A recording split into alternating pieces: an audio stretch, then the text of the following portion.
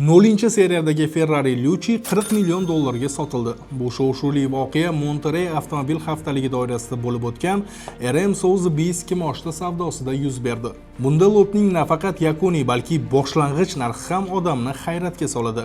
Kimoshdi savdosi 1,1 million dollardan boshlandi. Sotilgan elektromobil birinchi seriyali nusxa bo'lsa-da, uning tartib raqami 0 ga teng, ya'ni uni shassi 0 deb atashadi.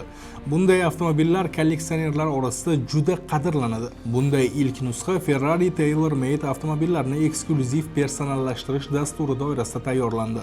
Auksiondan tushgan barcha mablag' esa Ferrari jamg'armasiga yo'naltiriladi va jamg'arma ularni keyinchalik turli ta'lim tashabbuslariga taqsimlaydi. Eng qizig'i, internetda juda ko'pchilikka yoqmagan oddiy seriyali Lucci modelini ayni paytda xuddi brendning boshqa har qanday zamonaviy superkari singari faqat 2028-yilda olish mumkin. Navbat to'lib bo'lgan.